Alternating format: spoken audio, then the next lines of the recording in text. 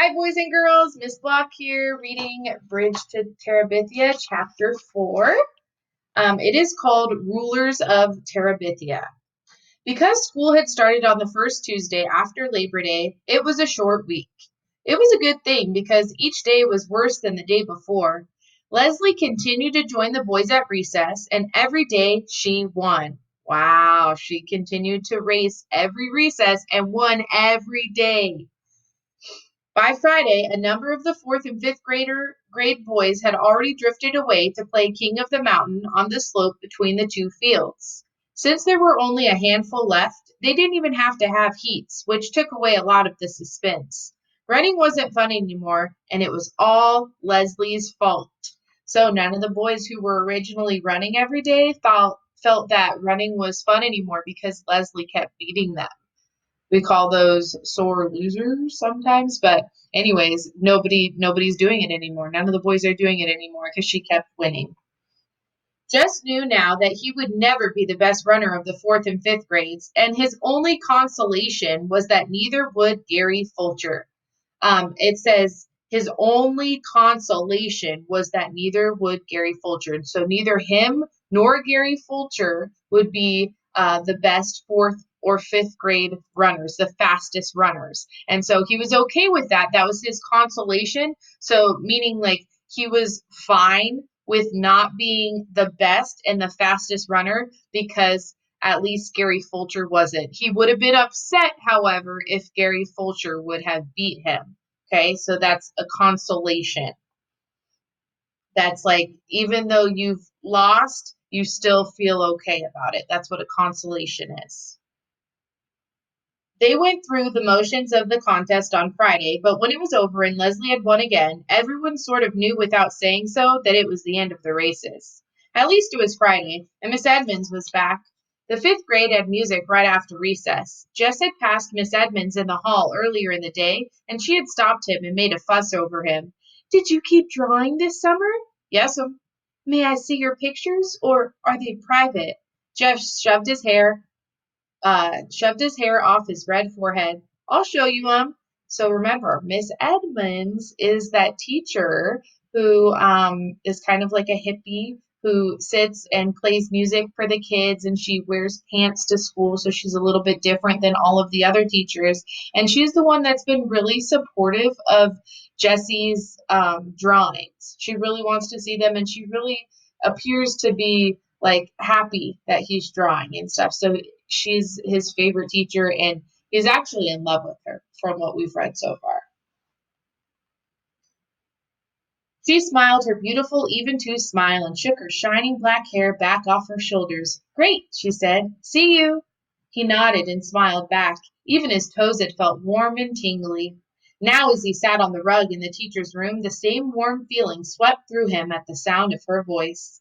Even her ordinary speaking voice bubbled up from inside her, rich and melodic. Miss Edmonds fiddled a minute with her guitar, talking as she tightened the strings to the jingling of her bracelets and the thrumming of chords. She was in her jeans as usual and sat there cross-legged in front of them as though that was the way teachers always did. She asked a few of the kids how they were and how their summer had been. They kind of mumbled back. She didn't speak directly to Jess, but she gave him a look with those blue eyes of hers that made him zing like one of those strings she was strumming. She took note of Leslie and asked for an introduction, which one of the girls priskly gave. Then she smiled at Leslie, and Leslie smiled back. The first time Jess could remember seeing Leslie smile since she won the race on Tuesday. What do you like to sing, Leslie? Oh, anything. Miss Edmonds picked a few chords and then began to sing, more quietly than usual for that particular song. I see a land bright and clear, and the time's coming near, when we'll live in this land, you and me, hand in hand. People began to join in, quietly at first to match her mood, but as the song built up at the end, their voices did as well, so that by the time they got to the final free to be you and me, the whole school could hear them. Caught in the pure delight of it, Jess turned and his eyes met Leslie's. He smiled at her. What the heck? There wasn't any reason he couldn't. What was he scared of anyhow? Lord, sometimes he acted like the original yellow-bellied sapsucker. He nodded and smiled again. She smiled back. He felt there, in the teacher's room, that it was the beginning of a new season in his life. and he chose deliberately to make it so. He did not have to make any announcement to Leslie that he had changed his mind about her. She already knew it. She plunked herself down beside him on the bus and squeezed over closer to him to make room for Maybelle on the same seat. She talked about Arlington, about the huge suburban school she used to go to with its gorgeous music room, but not a single teacher in it as beautiful or as nice as Miss Edmonds. Whoa, whoa, whoa, whoa. Wait a second, boys and girls. So he's now talking to Leslie. Jesse's now talking to Leslie. All of a sudden, when all the students are singing along the song with Miss Edmonds, all of a sudden he looks over at Leslie and he gives her a smile. And she smiles back and he's like, oh no, what am I doing? What am I doing? But then he's like, it's okay. It's okay to be friends with her. So he smiles back at her and instantly she knows. She knows that they're going to be friends. So that day, when they're getting onto the bus, Jesse, Maybelle, his little sister, squeeze in on the bus seat so that Leslie can sit next to them. And they're having a full on conversation. What do you think's going to happen? You had a gym? Yeah, I think all the schools did, or most of them anyway, she sighed. I really miss it. I'm pretty good at gymnastics. I guess you hate it here. Yeah. She was quiet for a moment, thinking, Jess decided, about her former school, which she saw as bright and new with a gleaming gymnasium larger than the one at the consolidated high school. I guess you had a lot of friends there, too. Yeah. Why'd you come here? My parents are reassessing their value structure. Huh? They decided they were too hooked on money and success, so they bought that old farm and they're going to farm it and think about what's important. Jess was staring at her with his mouth open. He knew it, and he couldn't help himself. It was the most ridiculous thing he had ever heard. But you're the one that's got to pay? Yeah. Don't they think about you? We talked it over, she explained patiently. I wanted to come too. She looked past him out the window. You never know ahead of time what something's really going to be like. The bus had stopped. Leslie took Maybelle's hand and led her off. Jess followed, still trying to figure out why two grown people and a smart girl like Leslie wanted to leave a comfortable life in the suburbs for a place like this.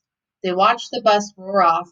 You can't make a go of a farm nowadays, you know, he said finally. My dad has to go to Washington to work, or we wouldn't have enough money. Money is not the problem. Sure, it's the problem. I mean, she said stiffly, not for us. It took him a minute to catch on. He did not know people for whom money was not the problem. Oh, he tried to remember not to talk about money with her after that.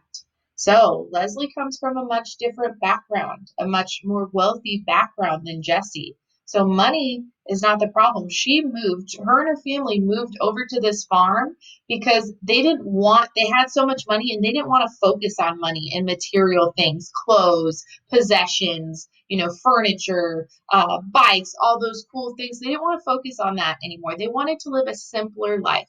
And so a lot of people think of a simpler life being on a farm. So they moved to the farm. But Jesse doesn't really understand that because his dad has to travel every day for work away from the farm just to make enough money. They don't have enough income just from milking their cow every day. His dad also has to work. So that's what I'm talking about when they both come from different backgrounds. Jesse's family isn't as well off or wealthy as Leslie's describing her family to be. But Leslie had other problems at Lark Creek that caused more of a rumpus than lack of money. There was the matter of television. It started with Mrs. Myers reading out loud a composition that Leslie had written about her hobby. Everyone had to write a paper about his or her favorite hobby. Jess had written about football, which he really hated, but he had enough brains to know that if he said drawing, everyone would laugh at him. Most of the boys swore that watching the Washington Redskins on TV was their favorite hobby. The girls were divided. Those who didn't care much about what Mrs. Myers thought chose watching game shows on TV, and those like Wanda K. Moore, who were still aiming for A's, chose reading good books. But Mrs. Myers didn't read anyone's paper out loud except Leslie's.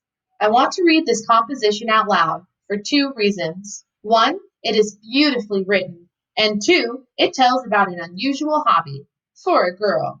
Mrs. Myers beamed her first day smile at Leslie. Leslie stared at her desk. Being Mrs. Myers' pet was pure poison at Lark Creek. Scuba Diving by Leslie Burke. Mrs. Meyer's sharp voice cut Leslie's sentences into funny little phrases, but even so, the power of Leslie's words drew Jess with her under the dark water. Suddenly, he could hardly breathe. Suppose you went under and your mask filled all up with water and you couldn't get to the top in time. He was choking and sweating. He tried to push down his panic. This was Leslie Burke's favorite hobby. Nobody would make up scuba diving to be their favorite hobby if it wasn't so. That meant Leslie did it a lot. That she wasn't scared of going deep, deep down in a world of no air and little light, excuse me. Lord, he was such a coward. How could he be all in a tremble just listening to Mrs. Myers read about it? He was a worse a baby than Joyce Ann. His dad expected him to be a man, and here he was letting some girl who wasn't even 10 yet scare the liver out of him by just telling what it was like to sightsee underwater. Dumb, dumb, dumb. So Leslie's paper is about her scuba diving underwater, and it's very intimidating to Jesse because he's scared of doing something like that. I am sure, Mrs. Myers was saying, that all of you were as impressed as I was with Leslie's exciting essay. Impressed? Lord, he'd nearly drowned. In the classroom, there was a shuffling of feet and papers. Now, I want to give you a homework assignment, muffled groans, that I'm sure you'll enjoy. Mumblings of unbelief. Tonight, on Channel 7 at 8 p.m., there's going to be a special about a famous underwater explorer, Jacques Cousteau. I don't know. I think that's how you say it. I want everyone to watch, then write one page telling what you learned. A whole page? Yes. Does spelling count? Doesn't spelling always count, Gary? Both sides of the paper? One side will be enough, Wanda Kay, but I will give extra credit to those who do extra work. Wanda Kay smiled primly. You could already see 10 pages taking shape in her pointy head. Mrs. Myers? Yes, Leslie. Lord, Mrs. Myers was liable to crack her face if she kept up smiling like that. What if you can't watch the program? You inform your parents that it is a homework assignment. I am sure they will not object. What if Leslie's voice faltered? Then she took her head and cleared her throat so the words came out stronger. What if you don't have a television set? Lord, Leslie, don't say that. You can always watch on mine.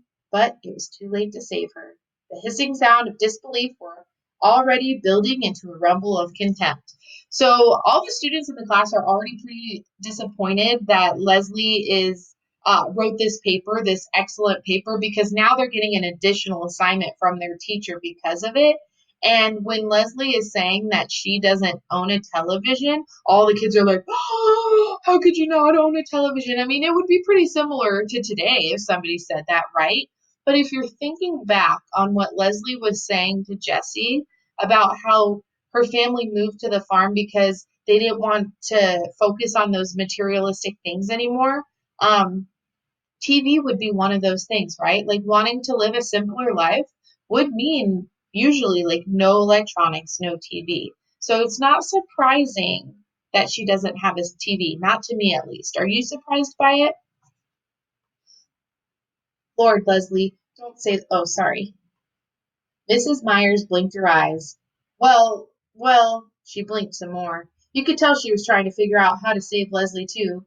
Well, in that case, one could write a one-page composition on something else. Couldn't one, Leslie? She tried to smile across the classroom upheaval to Leslie, but it was no use. Class, class, class! Her Leslie smile shifted suddenly and ominously into a scowl that silenced the storm. She handed out dittoed sheets of arithmetic problems. Jess stole a look at Leslie. Her face bent low over the math sheet was red and fierce. At recess time, when he was playing King of the Mountain, he could see that Leslie was surrounded by a group of girls led by Wanda Kay. He couldn't hear what they were saying, but he could tell by the proud way Leslie was throwing her head back that the others were making fun of her. Greg Williams grabbed him then, and while they wrestled, Leslie disappeared. It was none of his business, really, but he threw Greg down the hill as hard as he could and yelled to no one in particular, Gotta go. He stationed himself across from Girl's room. Leslie came out in a few minutes. He could tell she had been crying. Hey, Leslie, he called softly. Go away! She turned abruptly and headed the other way in a fast walk. With an eye on the office door, he ran after her. Nobody was supposed to be in the halls during recess. Leslie, what's the matter? You know perfectly well what's the matter, Jess Aarons. Yeah, he rubbed his hair. If you'd have just kept your mouth shut, you can always watch at my. She but she had wheeled around again and was zooming down the hall. Before he could finish the sentence and catch up with her, she was swinging the door to the girls' room right at his nose. Jess slunk out of the building. He couldn't risk Mr. Turner catching him hanging around the girls' room as though he was some kind of pervert or something. The girls' room's the girls' restroom, right? After school, Leslie got on the bus before he did and went straight to the corner of the long back seat, right to the seventh grader's seat. He jerked his head at her to warn her to come farther up front, but she wouldn't even look at him. He could see the seventh graders headed for the bus, the huge, bossy girls and the mean, skinny, narrow-eyed boys. They'd kill her for sitting in their territory. He jumped up and ran to the back and grabbed Leslie by the arm.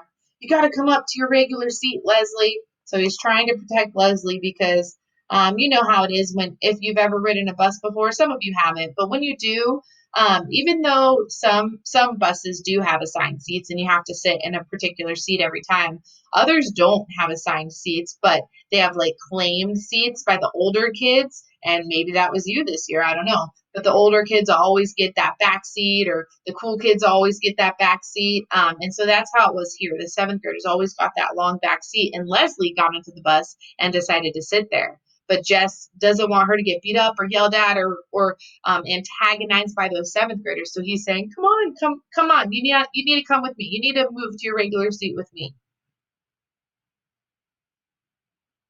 Even as he spoke, he could feel the bigger kids pushing up behind him down the narrow aisle. Indeed, Janice Avery, who among all seventh graders was the one person who devoted her entire life to scaring the wits out of anyone smaller than she, was right behind him. Move, kid, she said. He planted his body as firmly as he could, although his heart was knocking at his Adam's apple.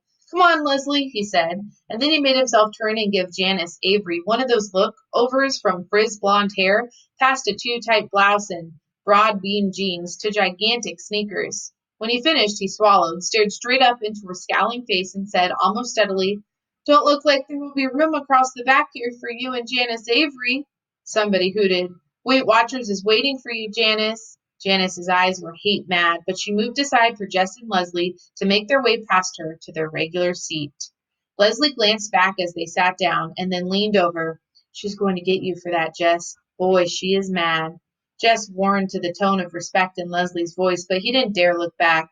Heck, he said, you think I'm going to let some dumb cow like that scare me? By the time they got off the bus, he could finally send a swallow past his Adam's apple without choking. He even gave a little wave at the back seat as the bus pulled off. So, is Jessie scared? Yes. Is Jessie trying to impress Leslie? Yes. And he knew that that was the only way that that older girl would let him pass, is if he was making fun of her, and he made fun of her weight, which is a no. I don't like that. Leslie was grinning at him over Maybelle's head. Well, he said happily, see you. Hey, do you think we could do something this afternoon? Me too. I want to do something too, Maybelle shrilled. Jess looked at Leslie. No was in her eyes. Not this time, Maybelle. Leslie and I got something we got to do just by ourselves today. You can carry my books home and tell Mama I'm over at the Burks, okay? You ain't got nothing to do. You ain't even planned nothing. Leslie came and leaned over Maybelle, putting her hand on the little girl's thin shoulder. Maybelle, would you like some new paper dolls? Maybelle slid her eyes around suspiciously. What kind? Life in colonial America.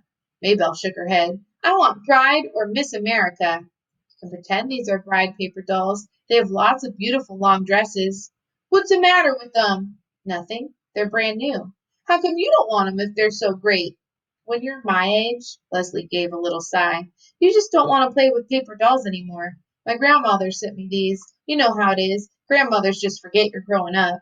Maybelle's one living grandmother was in Georgia and never sent her anything. You already punched him out? No, honestly. And all the clothes punch out too. You don't have to use scissors. So back then they would play with paper dolls. They didn't have like Barbie dolls that girls play with. They were like made out of paper. And they would have like clothes that they could put on paper. I've actually seen my niece still with like some little dolls like that you can play with for like really little kids. She's 2. They could see she was weakening. How about, Jess began, you coming down and taking a look at 'em, and if they suit you, you can take 'em along home when you go tell Mama where I am.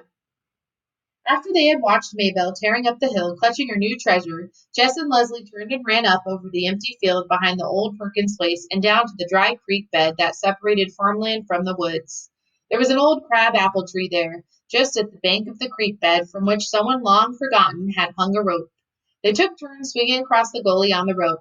It was a glorious autumn day, and if you looked up as you swung, it gave you the feeling of floating. Jess leaned back and drank in the rich, clear color of the sky. He was drifting like a fat white lazy cloud back and forth across the blue.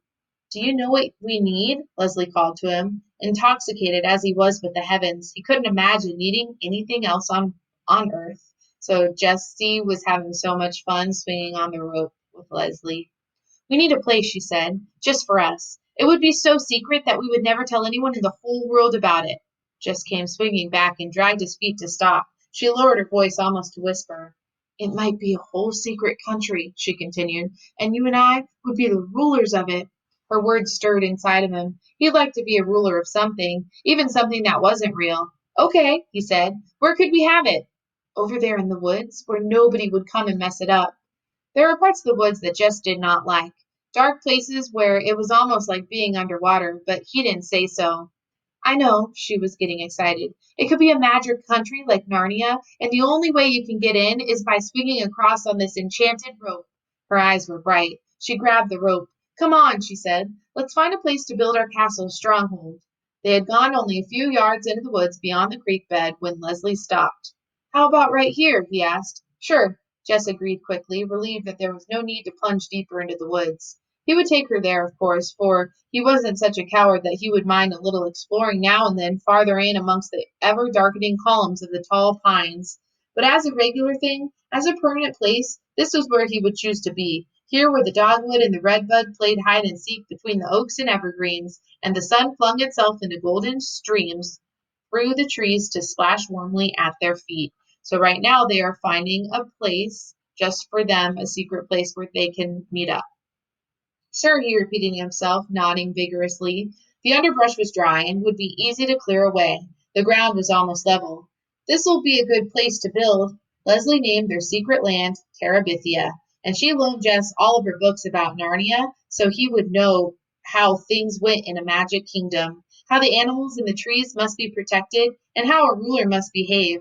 That was the hard part. When Leslie spoke, the words rolling out so regally, you knew she was a proper queen. He could hardly manage English, much less the poetic language of a king. But he could make stuff. They dragged boards and other materials down from the scrap heap by Miss Bessie's pasture and built their castle stronghold in a place they had found in the woods. Leslie filled a 3-pound coffee can with crackers and dried fruit and a 1-pound can with string and nails. They found 5 old Pepsi bottles, which they washed and filled with water in case all Leslie said of siege. Like God in the Bible, they looked at what they had made and found it was very good. You should draw a picture of Terabithia for us to hang in the castle, Leslie said. I can't. How could he explain it in a way Leslie would understand? How he yearned to reach out and capture the quivering life about him, and how when he tried, it slipped past his fingertips, leaving a dry fossil upon the page. I just can't get the poetry out of the trees, he said. She nodded. Don't worry, she said. You will someday. He believed her because there in the shadowy light of the stronghold, everything seemed possible. Between the two of them, they owned the world and no enemy. Gary Fulcher, Wanda K. Moore, Janice Avery, Jess's own fears and insufficiencies, nor any of the foes whom Leslie imagined attacking Terabithia could ever really defeat them. So they're creating this imaginary life in this new little place. They're building like a little house. A few days after they finished the castle, oh, it's a castle. Janice Avery fell down in the school bus and yelled that Jess had tripped her as she went past. She made such a fuss that Mrs. Prentice, the driver, ordered Jess off the bus, and he had to walk 3 miles home. So that girl that he had called fat the day before pretended that he tripped her, and he had to walk 3 miles home. The bus driver said, Jesse, get off my bus! And so he had to walk home. Obviously, they don't do stuff like that today. Bus drivers get mad, but I don't think you would have to walk home necessarily. But he didn't even trip her. It's fake. When Jess finally got to Terabithia, Leslie was huddled next to one of the cracks below the roof, trying to get enough light to read. There was a picture on the cover which showed a killer whale attacking a dolphin. So, their castle, they call it Terabithia, the castle that they're living in. Here's a picture of it. They try to read in.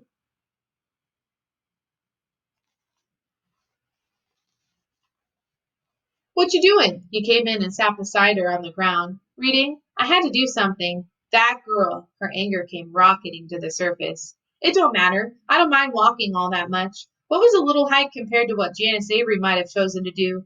It's the principle of things, Jess. That's what you've got to understand. You have to stop people like that. Otherwise, they turn into tyrants and dictators." He reached over and took the whale book from her hands, pretending to study the bloody picture on the jacket. "Getting any good ideas?" "What?" "I thought you was getting some ideas on how to stop Janice Avery." "No, stupid. We're trying to save the whales. They might become extinct." He gave her back the book. "You save the whales and shoot the people, huh?" She grinned finally. "Something like that, I guess. Say, did you ever hear the story about Moby Dick?" "Who's that?" "Well, there was once this huge white whale named Moby Dick," and Leslie began to spin out a wonderful story about a whale and a crazy sea captain who was bent on killing it. His fingers itched to try to draw it on paper. Maybe if he had some proper paints he could do it. There ought to be a way of making the whale shimmering white against the dark water.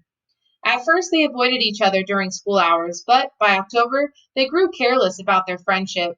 Gary Fulcher, like Brenda, took great pleasure in teasing Jess about his girlfriend. It hardly bothered Jess. He knew that a girlfriend was somebody who chased you on the playground and tried to grab you and kiss you. He could no more imagine Leslie chasing a boy than he could imagine Mrs. Double Chin Meyer shining up the flagpole. Gary Fulcher could go to you know where and warm his toes. So Gary Fulcher and other people were starting to make fun of him because his friendship with Leslie was semi-secret before, but now it's fully out in the open. There was really no free time at school except recess, and now that was there was no races. Jess and Leslie usually looked for a quiet place on the field and sat and talked.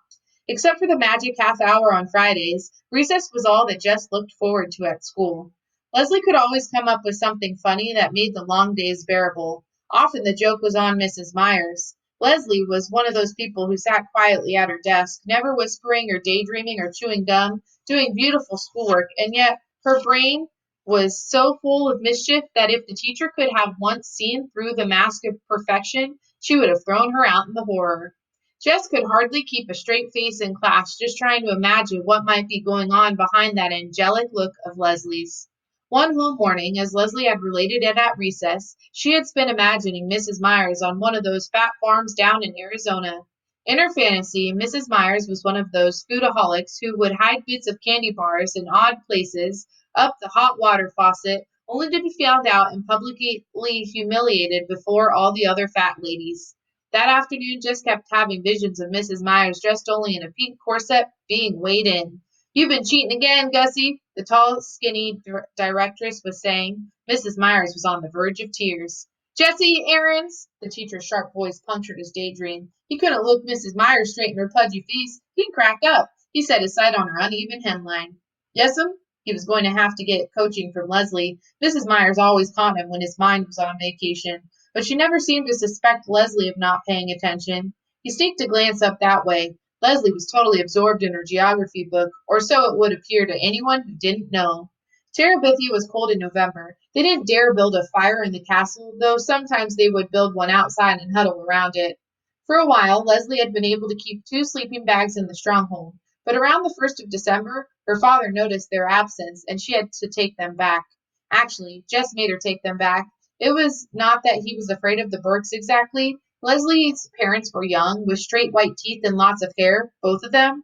Leslie called them Judy and Bill, which bothered Jess more than he wanted it to. It was none of his business what Leslie called her parents, but he just couldn't get used to it. Both of the Burkes were writers. Mrs. Burke wrote novels, and according to Leslie, was more famous than Mr. Burke, who wrote about politics. It was really something to see the shelf that had their books on it. Mrs. Burke was Judith Hancock on the cover, which threw you off at first, but then if you looked on the back, there was her picture looking very young and serious.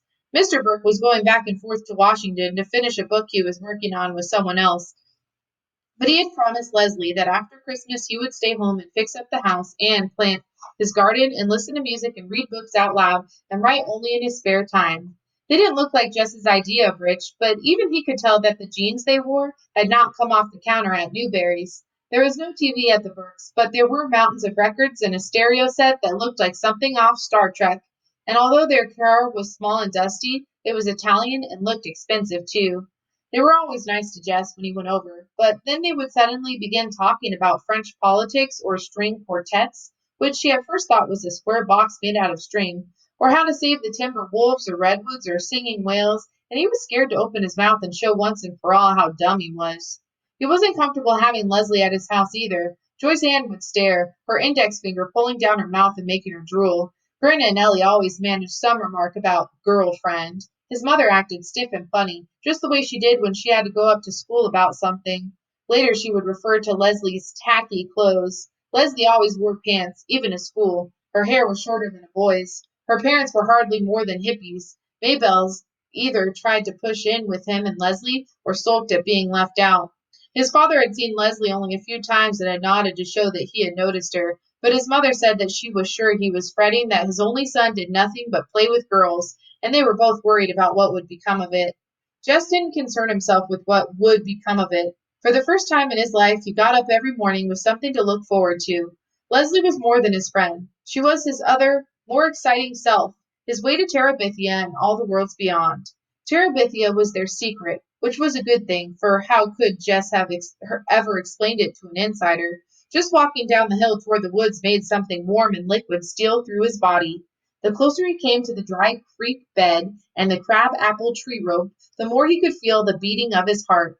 He grabbed the end of the rope and swung out toward the other bank with a kind of wild exhilaration and landed gently on his feet, taller and stronger and wiser in that mysterious land.